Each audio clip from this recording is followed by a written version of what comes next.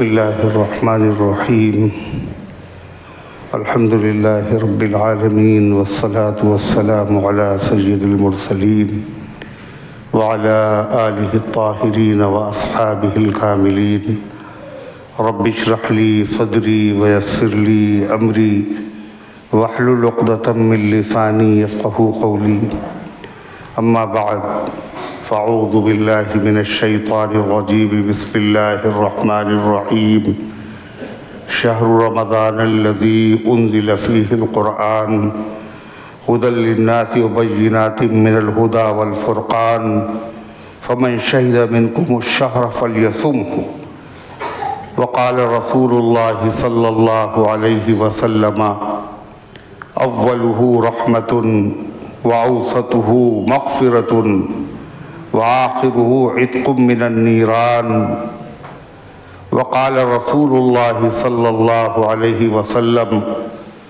من صام رمضان إيمانا واحتسابا غفر له ما تقدم من ذنبه ومن قام رمضان إيمانا واحتسابا غفر له ما تقدم من ذنبه او كما قال علیہ الصلاۃ والسلام۔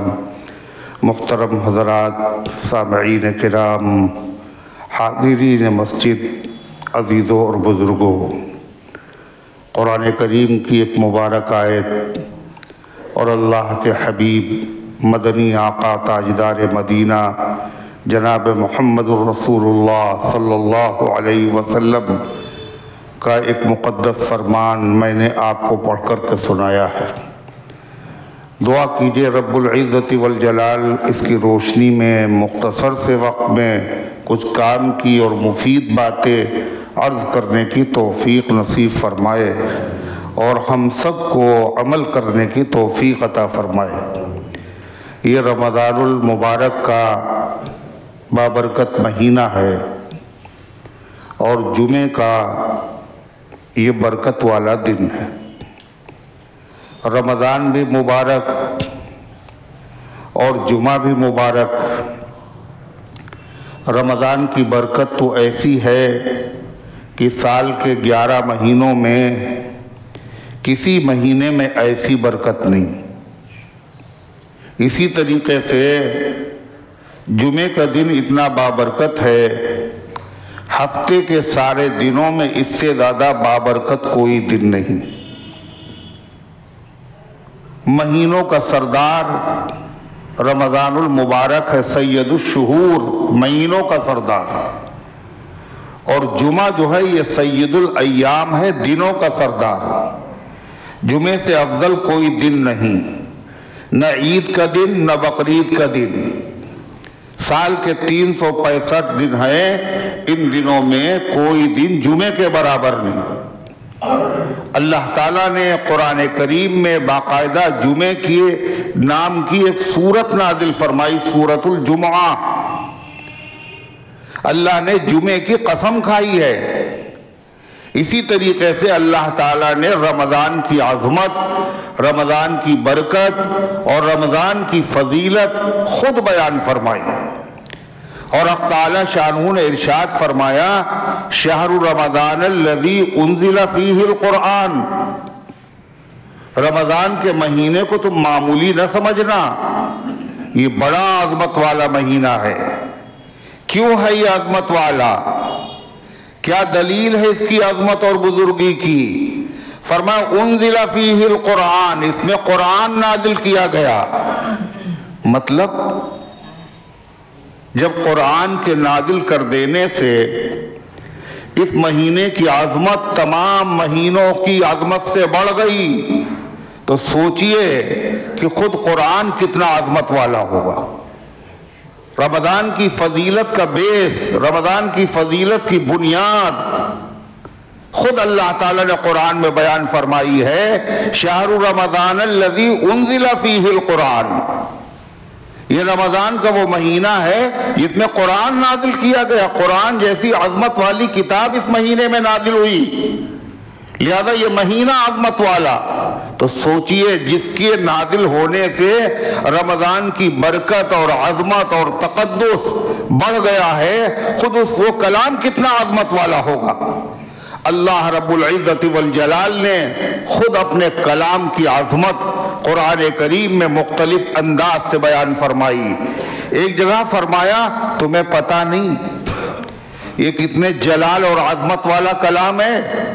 لو انزلنا هذا القرآن على جبل لرأيته خاشعا متصدعا من خشية الله۔ اگر میں اس کلام کو کسی پہاڑ پر نازل کر دیتا تو وہ پہاڑ مارے عظمت اور جلال کے خوف و خشیت کی وجہ سے ٹکڑے ہو جاتا اور پارا پارا ہو جاتا اور ریزہ ریزہ ہو جاتا۔ یہ کلام کتنا عظمت والا ہے، اپنی برکت کے اعتبار سے، اپنی تاثیر کے اعتبار سے، اپنی عظمت شان کے اعتبار سے اس میں کیسی تاثیر اللہ نے رکھی ہے۔ شیطان پوری دنیا میں چاہے جتنا بڑا اسلحہ لے آؤ اور چاہے جتنا بڑا پہلوان لے کر کے آؤ اس کے مقابلے میں، شیطان ٹس سے مس نہیں ہوگا، بھاگ نہیں سکتا، سارے لشکر اس کے سامنے بیکار ہیں۔ لیکن اگر وہ کسی سے بھاگتا ہے وہ کیا چیز ہے؟ فرما وہ قرآن کی ایک آیت ہے، اس آیت کا نام آیت الکرسی۔ مجال ہے جو شیطان ٹھہر جائے۔ نبی کریم صلی اللہ علیہ وسلم کے عظیم الشان صحابی حضرت ابو ہریرہ رضی اللہ عنہ کو حضور پاک علیہ السلام نے صدقے کی، زکوٰۃ کی کھجوروں کا نگراں بنایا۔ انہوں نے دیکھا کہ کھجوریں کم ہو رہی، مستحقین کو بھی باٹی نہیں کم ہو رہی۔ فکر ہوئی، رات کو جو بیٹھے نگرانی کرنے کے لیے دیکھا کہ ایک صاحب چلے آ رہے ہیں، وہ کھجوریں بھر رہے، پکڑ لیا ان کا ہاتھ۔ شرم نہیں معلوم ہو رہی؟ یہ صدقہ ہے، یہ غریبوں کا حق ہے۔ کل ہم بہت غریب ہیں، بچے والے ہیں، بیوی ہے، بڑا خرچہ ہے، پورا نہیں پڑتا، اس لیے ہم نے سوچا اس میں سے لے لیں، اب ہم کل سے نہیں آئیں گے۔ حضور پاک صلی اللہ علیہ وسلم سے جا کے عرض کیا حضرت ابو ہریرہ نے، تو آپ نے فرمایا ابو ہریرہ وہ جھوٹا ہے، وہ پھر آئے گا۔ حضرت ابو ہریرہ رضی اللہ تعالیٰ عنہ، یہ صحابہ کا ایمان ہے، نبی نے کہہ دیا اب اس کے خلاف ہو ہی نہیں سکتا، ضرور آئے گا۔ بیٹھے تو دیکھا چلا رہا، پکڑا اس کو، تم نے کل وعدہ کیا تھا پھر تم آ گئے، ایک موقع اور دے دیجئے بس، آئندہ پھر ہم کبھی نہیں آئیں گے آپ کے وہاں۔ چوری کرنے کی مجبوری تھی اس لیے میں نے یہ قدم اٹھایا، رحم دل لوگ، ترس آ گیا، چھوڑ دیا۔ آپ نے پوچھا تمہارے چور کا کیا ہوا؟ کہا اللہ کے رسول نے بڑی خوشامد کی اور پکا وعدہ کیا کہ اب نہیں آئیں گے۔ آپ نے فرمایا وہ جھوٹا ہے، وہ پھر آئے گا۔ تیسری رات پھر آ گیا، کہا اب تم کوئی عذر کرو، چاہے جتنی قسمیں کھاؤ، ہم تمہیں چھوڑیں گے نہیں، ہم تمہیں نبی کریم علیہ السلام کی خدمت میں لے کر کے چلیں گے۔ اس نے کہا ایک ایسا ہم آپ کو وظیفہ بتائے دیتے ہیں، اگر آپ اس کو پڑھ لیں گے تو ہم اور کوئی بھی آپ کے مال میں، جان میں تصرف نہیں کر سکتا، آ ہی نہیں سکتا یہاں پر، آپ بشرطے کہ مجھے چھوڑ دیں تو ہم آپ کو وہ دعا بتا دیں۔ تو ابو ہریرہ رضی اللہ عنہ فرما بتاؤ، تو اس نے آیت الکرسی بتائی۔ کہا جب اس کو پڑھ لیا جائے تو وہاں شیطان نہیں آ سکتا، شیطان کے چیلے ہیں چور، اچکے، گرا کاٹ، جیب کاٹنے والے، غصب کرنے والے، دوسروں کی جائیداد پہ قبضہ کرنے والے، یہ سب شیطان کے چیلے اور ایجنٹ ہیں۔ کہ جب وہ نہیں آئے گا تو چیلے کہاں سے آئیں گے؟ کیا ہے وہ آیت الکرسی؟ چنانچہ حضور پاک صلی اللہ علیہ وسلم پوچھا ابو ہریرہ تمہارے چور کا کیا ہے؟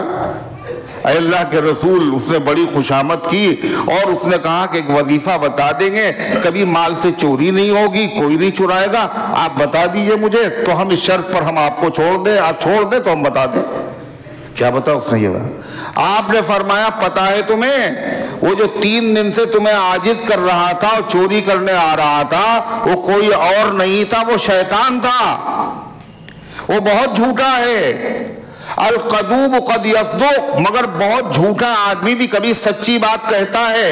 اس نے جو یہ بات بتائی یہ بات بالکل سچی ہے۔ اللہ کے کلام میں بڑی تاثیر ہے، بڑا اثر ہے۔ اللہ کے پیغمبر صلی اللہ علیہ وسلم جا رہے ہیں، ساتھ میں صحابہ بھی ہیں۔ ایک شخص اپنے بچے کو لے کے آیا اور کہا اللہ کے نبی یہ میرا بچہ جو ہے اس پہ مرگی کا دورہ پڑتا ہے۔ حضرت عبداللہ ابن مسعود آگے بڑھے اور اس کے کان میں قرآن کی آیت پڑھی، فوراً ہوش میں آ گیا، چلا گیا۔ آپ نے پوچھا عبداللہ تم نے کیا پڑھا تھا؟ تو انہوں نے کہا تھا ہم نے قرآن کریم کی یہ آیت پڑھی تھی افحسبتم انما خلقناکم عبثا وانکم الینا لا ترجعون، کہ تم نے یہ سمجھ رکھا ہے ہم نے تمہیں بیکار پیدا کیا کہ تم ہمارے پاس پلٹ کے نہیں آؤ گے۔ آپ نے فرمایا عبداللہ یہ وہ آیت ہے اگر پہاڑ پر پڑھ کے دم کر دی جائے تو پہاڑ اپنی جگہ سے سرک جائے۔ اللہ کے کلام میں وہ تاثیر ہے، وہ عظمت ہے، وہ برکت والا کلام ہے، وہ عظمت والا۔ اللہ کہتا ہے انہو لقرآن کریم، یہ قرآن کریم ہے۔ وَإِنَّهُ لَكِتَابٌ عَزِيزٌ، یہ بڑی عزت والی کتاب ہے۔ یہ نسخہ کیمیا ہے۔ کیمیا کسے کہتے ہیں؟ علامہ حالی نے کہا تھا اتر کر حرا سے سوئے قوم آیا اور ایک نسخہ کیمیا ساتھ لایا۔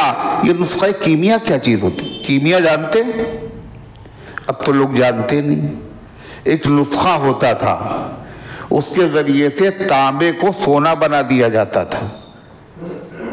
تانبے سے سونا بن جائے چاہے جتنا بنا لو۔ تو کہتے ہیں قرآن کیا ہے؟ نسخہ کیمیا ہے۔ اللہ کے نبی حرا کی پہاڑیوں سے اپنی قوم کے پاس آئے تو نسخہ کیمیا لے کر کے آئے، یعنی یہ اتنا عظمت والا ہے جو اس سے ٹچ ہو جاتا ہے، جو اس سے لگ جاتا ہے، جو اس سے مل جاتا ہے، جو اس میں مشغول ہو جاتا ہے، اس کی عزت اور عظمت بڑھ جاتی ہے۔ اللہ تبارک و تعالیٰ نے ہمیشہ کے لیے قانون بنا دیا۔ مسلمانوں تم نے سمجھا نہیں اس کتاب کو؟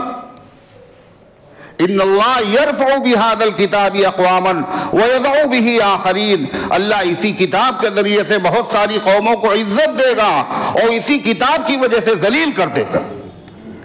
مسلمانوں کو عزت ملی اسی کتاب کے پڑھنے سے، سننے سے، سمجھنے سے، اس کے تقاضوں پر عمل کرنے سے۔ اور آج جو مسلمان ساری دنیا میں ذلیل ہو رہا ہے اس کا بیس، اس کی بنیادی وجہ یہی ہے کہ مسلمان قرآن سے کنارہ کش ہو گیا۔ اور اللہ چاہتا ہے کہ بندے قرآن کی برکت حاصل کرے، قرآن کریم کے ذریعے سے عزت حاصل کرے، قرآن کے ذریعے سے رحمتیں حاصل کریں۔ کیا فرمایا؟ قرآن جب پڑھا جائے اور سن لو خالی تم، تو اللہ کا وعدہ ہے، یہ کسی سیاسی لیڈر کا وعدہ نہیں ہے، رحمتوں کی برسات کر دیں گے ہم۔ وَإِذَا قُرِئَ الْقُرْآنُ فَاسْتَمِعُوا لَهُ وَأَنصِتُوا لَعَلَّكُمْ تُرْحَمُونَ، جب قرآن پڑھا جائے تو سننا نہیں، فَاسْتَمِعُوا، غور سے سنو، اللہ کا کلام پڑھا جا رہا ہے، تمہارے اوپر رحمت برسے گی۔ قرآن سننے والے پر رحمت، قرآن پڑھنے والے پر رحمت، قرآن دیکھنے والے پر رحمت، قرآن پڑھانے والے پر رحمت، قرآن پڑھنے والے پر رحمت۔ عزت، عظمت، رحمت، برکت قرآن کے ساتھ وابستہ ہے۔ قرآن والی قوم اور پریشان ہو، ذلیل ہو، اس کے وہاں فاقے ہو، یہ لوگوں کے سامنے دستنگر بنے، اس کا مطلب یہ ہے اس نے قرآن کو سمجھا نہیں۔ خزانہ گھر میں ہے موجود پھر بھی آہ مفلس ہے، بھٹکتے پھر رہے چار سوئے وائے نادانی۔ اللہ تبارک و تعالیٰ چاہتا ہے کہ بندے اللہ کے قریب آ جائیں۔ سارے مسائل آج جو ہمارے ہیں، مشکلات ہیں، بیماریاں ہیں، مقدمے ہیں، اور باہر کے دشمن ہیں، اندر کے دشمن ہیں، ہر طرف سے دشمن، زمان دشمن، زمین دشمن، ہر طرف دشمن ہیں۔ یہ سارے دشمن کیوں اس قدر جو ہے ہم سے زیادہ خار کھائے ہوئے ہیں اور اپنے مقصد میں کامیاب کیوں ہیں؟ پتا ہے تمہیں؟ یہ صرف اس لیے ہے کہ تم نے اللہ تبارک و تعالیٰ کی کتاب سے اپنا تعلق چھوڑ دیا۔ اللہ کی کتاب سے تعلق بناؤ۔ یہ سارے دشمن تو کیا ہیں، ان کے دل اللہ کے قبضے میں ہیں، یقلبها کیف یشاء، جس طرح چاہتا ہے پلٹ کے رکھ دیتا ہے۔ فرمایا من اعرض عن ذکری فإن له معیشۃ ضنکا، جو ہمارے ذکر قرآن سے دوری بنائے گا، اعراض کرے گا، اللہ تعالیٰ فرماتا ہے ہم اس کی زندگی کو بدمزہ بنا دیں گے۔ یہ اللہ نے قرآن میں دھمکی دی ہے، قرآن پڑھو گے تو رحمت کریں گے، اور قرآن سے دوری اختیار کرو گے تو تمہیں ذلیل کر دیں گے، تمہاری زندگی سے چین اور سکون چھین لیں گے۔ کوٹھیاں ہوں گی، بنگلے ہوں گے، کاریں ہوں گی، حویلیاں ہوں گی، مگر سکون تمہیں نصیب نہیں ہوگا اگر قرآن سے تم دور ہو گئے۔ جب مشکلیں آتی ہیں سب اللہ کی طرف سے آتی، کسی کی نہ ماں نے دودھ پلایا ہے نہ کسی کے قلم میں اتنی حرکت ہے کچھ کر سکے۔ یہ تیر ہیں، مصائب، آلام، مشکلیں، بیماریاں سب تیر ہیں، اور نشانے پہ ہم ہیں۔ یہ تیر آ کہاں سے رہے ہیں؟ زمین سے آتے ہیں یا آسمان سے آتے ہیں؟ یہ کس کے تیر ہیں، کس کی کما سے آتے ہیں؟ یہ اللہ کے تیر ہیں، اور اللہ کے تیر کے نشانے پہ جو بھی آئے گا اس کی زد میں آئے گا، وہ بچے گا نہیں۔ اللہ کے ان تیروں سے، مشکلات سے، مصائب سے، آلام سے بچنے کا طریقہ کیا ہے؟ کہا جو تیر چلانے والا ہے اس کے قریب چلے جاؤ، جو تیر چلانے والا اس کے قریب چلے جاؤ۔ جب فاصلے پہ ہوگے تو نشانہ لگے گا، جب قریب آ جاؤ گے تو نشانے پہ نہیں رہو گے۔ اللہ کے قریب چلے جاؤ۔ اللہ کے قریب کیسے جائیں؟ اللہ تبارک و تعالیٰ نے کتنا مہربان ہے، اس نے اپنے قریب آنے کا طریقہ بھی بتایا۔ دو طریقے۔ پہلا طریقہ کیا بتایا؟ اسی لیے اللہ نے رمضان کا مہینہ دیا، رمضان کا مہینہ، اور کیا کہا؟ قرآن جو ہے، قرآن اس سے تم نے دوری بنائی، قریب ہو جاؤ۔ حضرت امام احمد بن حنبل رحمت اللہ علیہ نے اللہ تعالیٰ کو خواب میں دیکھا 99 مرتبہ، اور پھر دل میں یہ تمنا پیدا ہوئی اب کی مرتبہ دیکھیں گے تو اللہ سے ایک سوال کریں گے۔ پھر دیکھ لیا، اے اللہ آپ کے قریب آنے کا طریقہ کیا؟ سب سے قریب آنے کا طریقہ کیا؟ اللہ نے فرمایا بتلاوت القرآن، قرآن کی تلاوت سے۔ امام احمد بن حنبل نے پوچھا اے اللہ اگر قرآن سمجھے پہلے پھر تلاوت کرے تب آپ کے قریب آئیں گے، یا ہمیں معنی نہیں معلوم ہے ہم تلاوت کریں پھر بھی قریب آئیں گے؟ فرمایا بفہمن او بلا فہمن، اگر سمجھ کے تلاوت کرو گے تب تو قریب آؤ گے، اگر معنی نہیں معلوم ہے تلاوت کرو گے جب بھی ہم سے قریب آ جاؤ گے۔ مسلمانوں یہ چیز تو دنیا کی کسی قوم کے پاس نہیں ہے۔ قرآن پاک کی تلاوت کیا فرمایا؟ آدم عبادت امتی تلاوت القرآن۔ پھر فرمایا تلاوت کے 3 درجے ہیں، تلاوت کے 3 درجے، ایک ادنا، ایک اعلیٰ، ایک درمیانی۔ سب سے کم درجہ کیا ہے؟ بغیر قرآن دیکھے ہوئے زبانی پڑھیں ہم۔ اس سے اعلیٰ درجہ کیا ہے؟ قرآن سامنے رکھیں اور دیکھ کے پڑھیں، اس میں ڈبل ثواب ہے۔ ایک قرآن کی قرات کا ثواب، دوسرے قرآن کی زیارت کا ثواب۔ ایک زبان کی عبادت ہے کہ زبان سے قرآن پڑھا جا رہا ہے، ایک آنکھ کی عبادت ہے کہ قرآن کی زیارت ہو رہی۔ حضرت عثمان غنی رضی اللہ عنہ حضور صلی اللہ علیہ وسلم کے دوہرے داماد، کتنے اچھے حافظ تھے۔ حضرت علی حافظ، حضرت عثمان غنی حافظ، حضرت عمر حافظ، حضرت فاروق اعظم حافظ، حضرت صدیق اکبر حافظ، حفاظ بہت اعلیٰ درجے۔ ایک رات میں روزانہ قرآن ختم کرتے تھے حضرت عثمان غنی، مگر جب وہ شہید ہوئے تو شہادت کے وقت ان کا خون کاہے پہ گرا تھا؟ بولو، قرآن پہ گرا تھا۔ کیوں؟ وہ تو اتنے اچھے حافظ تھے، ان کو لقمہ نہیں لگتا تھا، متشابہ نہیں لگتا تھا، ایک رات میں پورا قرآن پڑھ جاتے تھے، مگر یہ قرآن کے اوپر خون کیوں گرا؟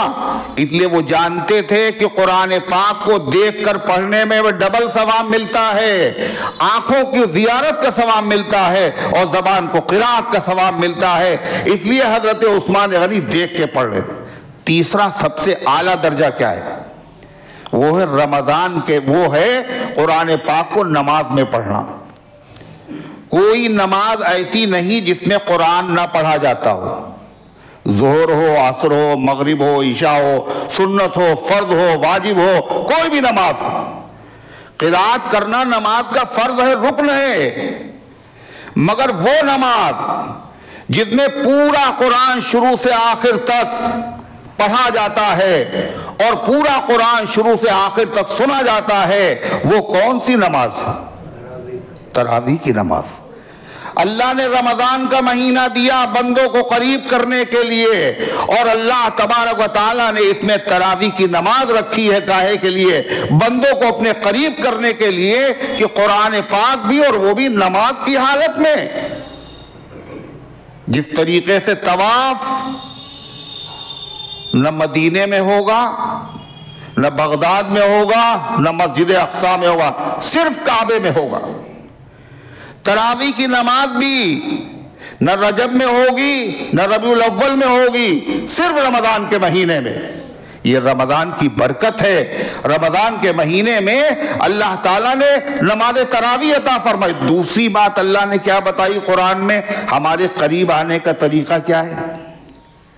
قرآن پاک کی پہلی سورت، پہلی جو سب سے پہلے وحی نازل ہوئی، وہ کون سی سورت ہے؟ سورہ اقرا۔ اس کی سب سے آخری آیت کیا ہے؟ اللہ نے کہہ دیا، قصہ ختم کر دیا، اور کیا کہا؟ سجدہ کرو اور میرے قریب آ جاؤ۔ اس کا ترجمہ یہ بتا رہا ہوں، ورنہ سجدہ فرض ہو جائے گا۔ اگر ہم آیت پڑھیں گے تو ابھی سجدہ سب کے اوپر واجب ہو جائے گا۔ اللہ کہہ رہا سجدہ کرو اور میرے قریب آ جاؤ۔ جتنے سجدے کرو گے میرے قریب آؤ گے۔ حدیث میں آتا ہے بندہ اللہ تعالیٰ کے اتنا قریب کبھی نہیں ہوتا جتنا سجدے کی حالت میں ہوتا ہے۔ فرمایا جب اللہ کے قریب ہو تو مانگ لو اللہ سے، اللہ کے خزانے میں کوئی کمی نہیں ہے، اللہ مانگنے سے خوش ہوتا ہے۔ سجدے کی حالت میں مانگو۔ اب سجدے کی حالت میں کیسے مانگیں گے؟ اردو میں اگر مانگیں گے تو نماز خراب ہو جائے گی۔ عربی میں مانگو، نفلی جو سجدے ہیں، نفل عبادت ہے، اس میں وہ دعائیں مانگو جو قرآن میں آئی ہیں، وہ دعائیں مانگو جو اللہ کے نبی نے سکھائی ہیں۔ اور دوسری بات، کوئی دعا نہ مانگو۔ اللہ کو پتا ہے کہ میرے بندے کو کس چیز کی ضرورت ہے، اور معلوم ہے نہیں معلوم؟ نہیں پتا ہے؟ اللہ کو معلوم ہے۔ سجدے میں بندہ اللہ کے قریب بھی ہے۔ مانگنے کا طریقہ ایک تو یہ ہے کہ صاف صاف مانگا جائے، جیسے اللہ کے نبی نے وہ بھی سکھا دیا۔ اور کیا کہا؟ اللہ سے کیا مانگو؟ فرمایا یوں مانگنا، اللہم انی اسألک علما نافعا وعملا متقبلا ورزقا واسعا وشفاء من کل داء۔ کیا کہا حضور نے؟ پوری زندگی بھر مانگتے رہتے، ہم نہ مانگ پاتے۔ 4 لفظوں میں اللہ کے نبی نے جو مانگ کے بتا دیا۔ اللہ سے کیا مانگو گے؟ اے اللہ مجھے نفع دینے والا علم عطا فرما۔ نفع دینے والا علم کیا ہے؟ اے اللہ جو ہمیں علم ہو، جو بات معلوم ہو، اس پہ عمل کی توفیق ہو جائے، یہ ہے نفع دینے والا علم۔ ہم لوگوں کو بہت ساری دین کی باتیں معلوم مگر نہیں عمل کر پا رہے ہیں۔ یہ ایسا علم ہے جس سے نبی نے پناہ مانگی ہے۔ اللہم انی اسألک علما نافعا، اللہ نفع دینے والا علم عطا فرما، عمل کی توفیق ہو جائے۔ پھر کیا کہا؟ عمل تو کیا، 75 حج کیے ہیں، 85 عمرے کیے ہیں، مگر نہ ایک حج قبول ہوا نہ ایک عمرہ قبول ہوا۔ اس لیے کیا کہا؟ وَعَمَلًا مُتَقَبَّلًا، اے اللہ ایسے عمل کی توفیق عطا فرما جو تیرے دربار میں قبول بھی ہو جائے۔ علم بھی مانگا، عمل بھی مانگا، اب کیا بچا؟ اے اللہ علم و عمل تو ہے مگر گھر میں فاقے ہو رہے ہیں، کاروبار خراب ہے۔ فرما ورزقا واسعا، اور اے اللہ کشادہ روزی عطا فرما، وسعت والا رزق عطا فرما۔ روزی میں کھانا پینا نہیں آتا، روزی میں عزت بھی آتی ہے، رشتے بھی آتے ہیں۔ بندے کو جن جن چیزوں کی ضرورت ہے ان سب کو رزق کہا جاتا ہے اور ان سب کو روزی کہا جاتا ہے۔ رزاق سے مانگ رہے ہیں، اور محمد رسول اللہ صلی اللہ علیہ وسلم مانگنے کا سلیقہ سکھا رہے ہیں۔ ورزقا واسعا، کھانا بھی ہے، علم بھی ہے، عمل بھی ہے، عزت بھی ہے، گاڑی بھی ہے، اور صاحب رشتے بھی ہیں، سب کچھ خدا نے دیا، مجھے یہ دیا، مجھے وہ دیا، میری حیثیت سے سوا دیا، اللہ تو نے بہت دیا، مگر سب کچھ ہونے کے بعد ایسی بیماری ہے، کچھ کھا نہیں سکتے، کچھ پی نہیں سکتے، ترس رہے ہیں، دیکھ رہے ہیں طرح طرح کی بیماریاں۔ اے اللہ بیماری سے بچا لیجئے۔ ایک بیماری ابھی پیدا ہوئی، ابھی ہمیں پتہ نہیں دوسری پھر پیدا ہونے والی، تیسری پھر پیدا ہونے والی۔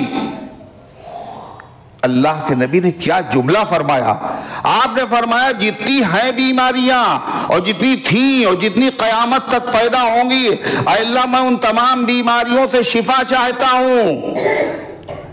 کیسے کہہ دیں؟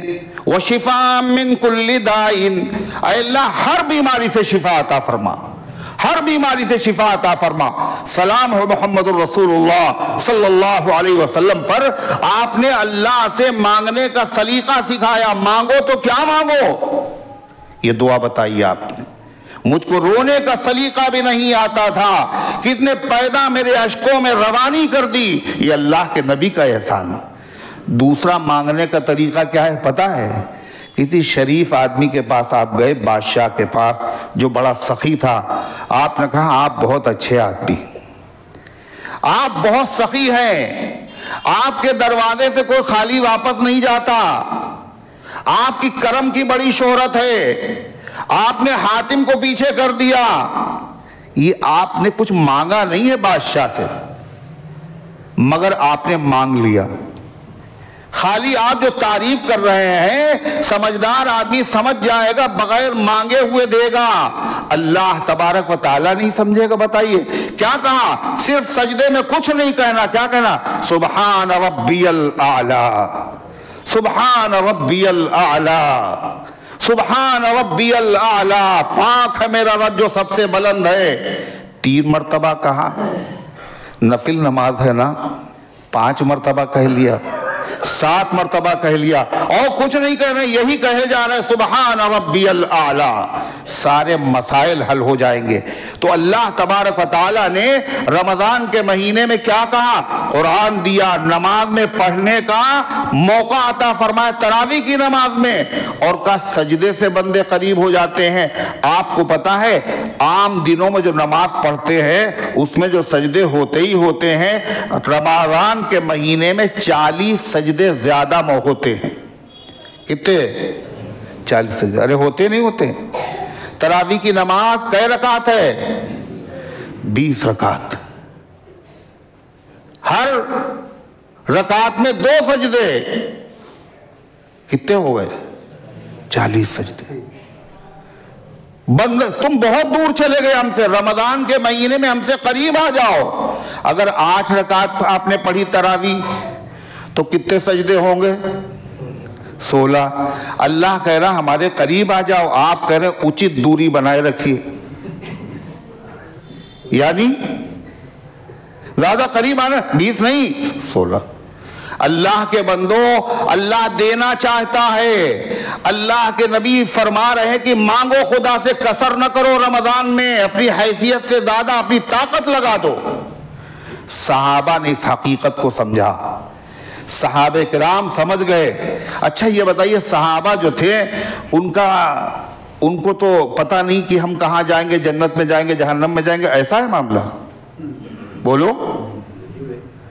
صحابہ کا فیصلہ دنیا میں ہو چکا، کُلًّا وعد اللہ الجنہ وعد اللہ الحسنہ، اللہ نے ہر صحابی سے جنت کا وعدہ فرمایا۔ رضی اللہ عنہم، اللہ نے اپنی رضا کے تمغے ان کے ہاتھ میں تھما دیے، مگر وہ دیندار تھے، وہ سمجھدار تھے۔ اللہ حضور صلی اللہ علیہ وسلم نے سمجھایا، صحابہ سمجھ گئے رمضان میں زیادہ محنت کرنے کی ضرورت ہے۔ تو وہ لوگ کتنی رکعت پڑھتے تھے تراویح کی نماز پتہ ہے؟ کتنی پڑھتے تھے؟ 20؟ 8؟ نہیں، کتنی پڑھتے تھے؟ مدینہ طیبہ کے میں صحابہ مسجد نبوی میں 36 رکعت پڑھتے تھے۔ کتنی؟ 36۔ اور تم 8 میں پریشان ہو، کیوں؟ مکے میں جو صحابہ تھے جب وہ تراویح کی نماز پڑھتے تھے کہتے رمضان کا مہینہ ہے، خزانہ لوٹ رہا ہے، جتنا لوٹ لو اتنا اچھا ہے، لہذا وہ کیا کرتے تھے، وہ جو ہے 4 رکعت پڑھنے کے بعد تراویح جو آرام کرتے ہیں تھوڑی دیر، وہ کہتے آرام کرنا بیکار ہے، پھر آرام کریں گے، پوری زندگی پڑی ہوئی ہے، اس میں بھی اللہ تعالیٰ کو راضی کر لیں۔ 4 رکعت کے بعد جب موقع ملتا تھا تو انہوں نے کیا کیا، وہاں ایک نماز کا ثواب کتنا ہے، 1,00,000 نماز کے برابر، ویسے ہی 4 رکعت پڑھی، موقع ملا، یہ بھی خالی نہیں جانے تھے، کیا کرتے تھے اس میں خانہ کعبہ کا طواف کرتے تھے، ہر 4 رکعت کے بعد خانہ کعبہ کا طواف۔ کتنے طواف ہو گئے، اب جوڑ رہے ہیں، تراویح میں کئی مرتبہ آرام کیا جاتا ہے جی، 4 مرتبہ، وہ لہذا کیا کیا، وہ انہوں نے طواف کر لیے۔ مدینے والوں کو خبر پہنچی، مدینے کے صحابہ، ان کو بھی زیادہ نیکی کی ضرورت ہے، ان کو بھی ضرورت ہے، مگر ہمیں ضرورت نہیں ہے۔ مدینے والوں نے کیا کہا، یہاں کعبہ تو ہے نہیں جو ہم طواف کریں، تو مدینہ طیبہ کے صحابہ کیا کرتے تھے، مسجد نبوی میں وہ کرتے 4 رکعت کے بعد جب آرام کا موقع ہوتا تھا اس میں آرام نہیں کرتے تھے بلکہ اپنی نفل 4 رکعت پڑھتے تھے۔ تو جب 4 تراویح ہوئے، 4 تراویحوں میں 4 رکعتیں نفل پڑھی تو کتنی ہو گئی، 16، 20 وہ اور 16 یہ، کتنی ہو گئی، 36 رکعت۔ یہ صحابہ ہیں، ان سے جنت کا وعدہ ہو چکا ہے، یہ اتنی پڑھتے تھے، مگر ہم کہہ رہے نہیں ہم تو 8 پڑھیں گے، کیوں صاحب بخاری میں لکھا ہوا ہے کہ 8 رکعت جو ہے حضور پڑھا کرتے تھے۔ ارے بخاری، امام بخاری بڑے عالم ہیں یا آپ بڑے عالم ہیں؟ صدیق اکبر بڑے عالم ہیں یا فاروق اعظم بڑے عالم ہیں؟ آپ کو پتا ہے صحابہ کرام کو نبی کریم علیہ السلام نے تراویح کی نماز کئی دن پڑھائی جماعت سے، 3 دن صرف، تو 3 ہی دن پڑھ لو، مسجدیں خالی کر دو۔ حضور صلی اللہ علیہ وسلم 3 دن پڑھائی اور پھر نہیں پڑھائی، کیوں؟ فرمایا فرض نہ ہو جائے کہیں۔ فاروق اعظم کا زمانہ آیا، مسجد میں تراویح ہو رہی، کہیں 2 آدمی، کہیں 3 آدمی، کہیں 4 آدمیوں کی جماعت بنی ہوئی، حضرت فاروق اعظم آئے اور کہنے لگے اللہ کے نبی نے ایک امام کے پیچھے سب کو نماز پڑھائی تھی اور فرض نہ ہو جائے اس لیے آپ نے یہ نماز پڑھانا چھوڑی تھی، آپ جانتے تھے اب وحی نہیں آئے گی، اب فرضیت کا کوئی سوال نہیں پیدا ہوتا، لہذا یہ الگ الگ ٹولیوں میں بٹے ہوئے نماز پڑھ رہے ہیں، کیوں نہ ایک امام کے پیچھے ان کو جمع کر دیا جائے۔ فاروق اعظم نے کہا اور امام کون ہو؟ ایسا امام ہو ڈھونڈ کر کے جو ہم لوگ تلاش کرتے ہیں تراویح کی نماز میں، جہاں بہت جلدی تراویح ختم ہو جائے اور پتہ نہ چلے کہ امام صاحب توریت پڑھ رہے ہیں یا انجیل پڑھ رہے ہیں، اس سے بحث نہیں ہے۔ امام نے کہا یعلمون، اچھا تعلمون، اس کے علاوہ کچھ نہیں سمجھ میں آیا، مگر امام صاحب نے بڑی جلدی پڑھ لی ہے تراویح، وہیں جائیں گے، کل سے ہم بھی وہیں جائیں گے۔ قرآن پہ ظلم کر رہے ہو؟ سب سے اچھا قاری ہو اس کے پیچھے اگر ہم قرآن پڑھیں، امام سدیس ہیں، شریم ہیں، 2.5 گھنٹہ لگ رہا ہے، کوئی بھاگا وہاں؟ دن بڑھتے چلے جا رہے ہیں۔ سارے صحابہ قاری تھے، کیوں؟ کس کے شاگرد تھے؟ اللہ کے رسول کے شاگرد۔ سارے صحابہ باحیا تھے، مگر سب سے زیادہ حیا حضرت عثمان میں تھی۔ سارے صحابہ امت پر رحم دل تھے، سب سے رحم دل ابوبکر صدیق تھے۔ سارے صحابہ دین کے معاملے میں سمجھوتا کرنے والے نہیں تھے، مگر سب سے زیادہ سخت حضرت عمر تھے۔ سارے صحابہ کرام فیصلہ کرنے والے تھے، مگر سب سے خوبصورت فیصلہ کرنے والے حضرت علی تھے۔ اللہ کے نبی علیہ السلام نے فرمایا تمام صحابہ قاری ہیں، مگر ان میں سب سے بڑے قاری کون ہیں؟ حضرت ابی ابن کعب رضی اللہ تعالیٰ عنہ۔ تم پڑھاؤ ابی ابن کعب، ابی ابن کعب پڑھ رہے ہیں اور صحابہ ان کے پیچھے پڑھ رہے ہیں، سارے صحابہ، اور کتنی رکعت پڑھا رہے ہیں؟ 20 رکعت پڑھا رہے ہیں اور 3 رکعت وتر کی پڑھا رہے ہیں۔ کسی ایک صحابی نے نہیں کہا حضور نے 8 پڑھائی تھی آپ 20 کیسے پڑھا رہے ہیں؟ کوئی غیر مقلد نہیں تھا صحابہ میں، کوئی غیر مقلد نہیں تھا، سب نے پڑھی۔ کیوں؟ نبی کے پیچھے پڑ چکے تھے یہ. فاروق اعظم کا زمانہ آیا، عثمان غنی کا زمانہ، حضرت علی نے تو مقرر کر دیا تھا باقاعدہ ایک امام کو کہ تم پڑھاؤ 20 رکعت، اور وتر خود پڑھاتے تھے 3 رکعت حضرت علی رضی اللہ عنہ. 12 صدیوں تک، ایک مرتبہ 12 صدیوں تک فاروق اعظم کے بعد سے کوئی مسجد دنیا میں ایسی نہیں ہے جس میں 8 رکعت تراویح ہوئی ہو. پوری امت نے 20 رکعت تراویح پڑھی ہے. صحابہ سے بڑا دیندار کون، صحابہ سے بڑا سمجھدار کون؟ آپ سوچئے، تصور کیجئے. مگر یہ لوگ چاہتے ہیں رمضان کے مہینے میں زیادہ قریب نہ چلے جائیں تو 8 ہی رکعت پڑھو. ایک ظلم. دوسرا ظلم، رمضان کے مہینے میں عبادت زیادہ ہونا چاہیے کم ہونا چاہیے؟ ارے زیادہ ہونا چاہیے. ان کی سمجھ دیکھیے آپ، یہ کیا کہتے ہیں؟ رمضان کے مہینے میں جو تراویح ہے یہی تہجد ہے.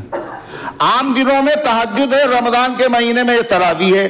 جب یہ تراویح و تہجد ایک نماز ہے تو تم نے پڑھ لی تراویح کی نماز، اب تہجد پڑھنے کی ضرورت نہیں. دیکھا آپ نے، شارٹ کٹ نکالا، تراویح کی مقدار گھٹا دی، زیادہ محنت کرنے کی ضرورت نہیں. صحابہ کیا بتا رہے ہیں؟ حضرت فاروق اعظم آئے اور دیکھا وہ 20 رکعت پڑھ رہے، ابی بن کعب کے پیچھے تمام صحابہ. حضرت عمر نے خود نہیں پڑھی تراویح. ایک سوال، حضرت عمر حافظ تھے، حضرت علی حافظ تھے، حضرت عثمان غنی حافظ تھے. حافظ آدمی کو چاہیے خود قرآن پڑھائے یا اکیلے میں خود قرآن پڑھ کر کے ایک سامنے رکھ لے، وہ خود قرآن پڑھائے. کیوں؟ اس لیے کہ حافظ جب تک رہے گا جب تک کہ تراویح کی نماز ہوتی رہے گی. اگر تراویح کی نماز نہیں ہوگی تو قرآن کے حافظ نہیں ملیں گے. یاد رکھیے، یہ تراویح کا نظام سسٹم ہے اللہ تبارک و تعالیٰ کی طرف سے تاکہ دنیا میں حافظ باقی رہے، اور الحمدللہ حافظوں کو بڑی تعداد. تو حضرت عمر نے دیکھا لوگ تراویح پڑھ رہے ہیں. حضرت عمر نے ایک جملہ کہا اور کہا کہ جو نماز کو تم پڑھ رہے ہو بڑی اچھی ہے نماز، مگر اس سے اچھی وہ نماز ہے جس میں تم سو جاتے ہو. وہ کون سی نماز ہے جو سوتے وقت پڑھی جاتی جب نیند کا غلبہ ہوتا ہے؟ مغرب کی نا تہجد. حضرت عمر بتا رہے تہجد الگ ہے، تراویح الگ ہے. اللہ کے پیغمبر اخیر عشرے میں سوتے نہیں تھے، ساری رات جاگتے تھے. تو حضور صلی اللہ علیہ وسلم تراویح پڑھتے ہوں گے، تہجد نہیں پڑھتے ہوں گے. عجیب چیز ہے، جب ڈائریکٹ آدمی کتاب دیکھ کے علاج کرے گا تو اس کا حشر یہی ہوگا، اور دوسروں کو بتائے گا تو گمراہ کرے گا. میرے بھائیوں، میرے عزیزوں، میں نے جو قرآن کریم کی آیت پڑھی اس میں اللہ تعالیٰ نے فرمایا یہ رمضان کا مہینہ ہے جس میں قرآن پاک نازل کیا گیا. حضور پاک صلی اللہ علیہ وسلم نے فرمایا رمضان کے 3 حصے ہیں. کون کون؟ پہلا رحمت، دوسرا عشرہ مغفرت، تیسرا عشرہ جہنم سے آزادی. پورا رمضان بابرکت. مگر اللہ کے نبی نے یہ 3 حصے کیوں کیے؟ اس لیے کہ 6 دن کی 5 دن کی تراویح پڑھنے کے بعد کچھ لوگ فارغ ہو گئے نا، اب وہ تراویح نہیں پڑھیں گے. 5 پارے ختم ہو گئے نا، 5 پاروں کی تراویح ختم، اب تراویح ختم. اللہ کے بندوں بغاوت نہ کرو. تمہیں نہیں پتا حضور صلی اللہ علیہ وسلم فرمایا رمضان کے 3 حصے ہیں. پہلا حصہ رحمت، دوسرا ہے مغفرت، اور تیسرا ہے جہنم سے آزادی. مطلب اللہ کے بندے 3 طرح کے ہیں. ایک وہ ہے جو بالکل گناہ سے پاک ہیں، گناہ کرتے ہی نہیں، عبادت ہی عبادت، عبادت ہی عبادت. جو اس طرح کے بندے ہیں پہلے 10 دن میں اللہ کی رحمت ان کے اوپر برسنے لگتی. گناہ تو ہے ہی نہیں، پہلے سے عبادت کرتے تھے، رمضان کی برکت سے رحمت برس رہی ہے. دوسرا طبقہ مسلمانوں کا وہ ہے نیک کام بھی کرتے ہیں، گناہ بھی ان سے ہو جاتے ہیں. اللہ تعالیٰ نے ان کے لیے کیا فرمایا؟ جب 20 دن دوسرا عشرہ بھی تم عبادت کر لو گے اب تمہاری مغفرت ہوگی، گناہ تمہارے بخش دیے جائیں گے. تیسرا طبقہ مسلمانوں کا ایسا ہے جس کے پاس گناہوں کے ڈھیر ہیں، گٹھر ہے، گودام ہیں، نیکیاں بہت کم ہیں. کہا 20 دن ہو گئے 2 عشرے، تیسرا عشرہ جب تم محنت کرو گے، تراویح پڑھو گے، تو اس کے بعد اب تمہیں جہنم سے آزادی ملے گی۔ آپ یہ بتائیے ہم آپ کو کون سے طبقے میں سمجھتے ہیں؟ کہ ہم لوگ سب پاک ہیں؟ صرف پہلے عشرے میں پڑھنے کے بعد ہم نے چھٹی کر لی؟ یہ تو صحابہ سے پوچھئے جن کو جنت کی بشارت مل چکی ہے اور وہ پورے رمضان تراویح پڑھتے تھے۔ آخری بات حضور پاک صلی اللہ علیہ وسلم نے فرمایا یہ رمضان مغفرت کا مہینہ، واقعی مغفرت کا مہینہ ہے، اس میں اگر ہماری مغفرت نہ ہوئی تو ہم سے بڑا بد نصیب اور بدقسمت کوئی نہیں۔ جبریل کی بد دعا ہے اس کے لیے، آخری پیغمبر کی بد دعا ہے اس کے لیے، اللہ برباد کر دے، ذلیل کر دے، تباہ کر دے۔ کیوں؟ اللہ تعالیٰ نے بھی حد کر دی۔ بندوں کی نوازش کے لیے کیا کہا؟ جنت کے دروازے کھول دیے، جنت والے کام آسان، جہنم کے دروازے بند کر دیے، گناہ سے بچنا آسان ہو گیا، شیطانوں کو بند کر دیا گیا، بہانے بہانے سے مغفرت کا اعلان ہو رہا ہے۔ تراویح پڑھ لی ہم نے تمہیں معاف کر دیا، روزہ رکھ لیا ہم نے تمہیں معاف کر دیا، تم نے کسی مزدور سے کام ہلکا کر دیا تو ہم نے تمہیں معاف کر دیا، کسی روزے دار کا روزہ کھلوا دیا تو ہم نے تمہیں معاف کر دیا۔ یہ بہانے بہانے سے مغفرت کا اعلان ہو رہا ہے نہیں ہو رہا؟ اللہ کا پھر بھی اگر مغفرت نہ ہوئی، اللہ کے نبی نے 2 باتیں فرمائیں۔ ایک تو فرمایا من صام رمضان، جس نے پورے رمضان کے روزے رکھے، پہلا روزہ رکھ لیا، مجھلا روزہ رکھ لیا، آخری رکھ لیا، کہنے بس کافی، جس نے پورے رمضان کے مہینے رکھے بغیر عذر کے، کوئی روزہ نہیں چھوڑا، تو اس کے لیے مغفرت کا وعدہ ہے اللہ کی طرف سے۔ اللہ کو دھوکہ نہ دو۔ من قام رمضان، جس نے رمضان میں قیام کیا اور پورے رمضان تراویح کی نماز پڑھی، اس کے لیے مغفرت کا وعدہ ہے۔ یہ ایک قرآن سننے کے بعد اور 15 دن کے بعد اور 6 دن کے بعد اگر آپ چلے گئے اس کے لیے مغفرت کا وعدہ نہیں۔ اور ایک بات بتائیے، آپ کو معلوم ہے آپ نے ایک نوکر رکھا اور آپ کو اندازہ ہوگا یہ بھاگ جائے گا، یہ ٹکے گا نہیں، آپ کو تجربہ، یہ غلام، یہ نوکر بھاگے گا، تو آپ اس کے اوپر مہربانیاں کریں گے، آپ حد سے زیادہ بھروسہ کریں گے، آپ بولو اس کے ساتھ معاملہ کریں گے آپ؟ اچھا ارے یہ تو چلا جائے گا، ہمیں پتا ہے یہ دھوکہ دینے والا، ہمیں پتا ہے کہ اللہ کو معلوم نہیں ہے، یہ ساری محنت 6 دن کی ہے، 5 دن کی ہے، یہ 5 پارے سننے کے بعد مسجدوں کو ویران کر دیں گے، یہ 15 دن کے بعد مسجدیں چھوڑ دیں گے۔ آپ سوچیے اور تصور کیجئے، اللہ تعالیٰ کو دھوکہ دینا چاہتے ہو؟ یہ تو منافقوں کا طریقہ ہے، یخادعون اللہ والذین آمنوا وما یخدعون الا انفسهم وما یشعرون۔ یہ اللہ کو اور ایمان والوں کو دھوکہ دے رہے ہیں اور حالانکہ اپنے آپ کو دھوکہ دے رہے ہیں، ان کو شعور بھی نہیں۔ میرے بھائیوں، میرے عزیزوں، قدر کر لو، پچھلے سال جو رمضان میں تھے اس سال نہیں، اگلے سال ہمیں رمضان ملے کوئی ضمانت نہیں ہے، اللہ کرے ملے وہ بار بار ملے۔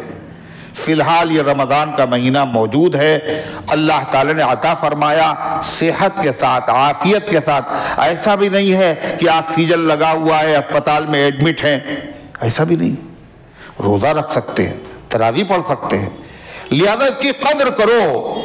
اس کی قدر کیا ہے؟ ہر رات کی قدر کرو، ہر دن کی قدر کرو، دلزیز کے کانٹے میں تلے یا نہ تلے، منہ اپنے ہی ہاتھوں سے دھلے یا نہ دھلے، ہر رات کے سجدوں کو غنیمت سمجھو، کیا جانے صبح آنکھ کھلے یا نہ کھلے۔ اللہ ان گزارشات کو قبول فرمائے، عمل کرنے کی توفیق عطا فرمائے، سنتیں پڑھ لیجیے۔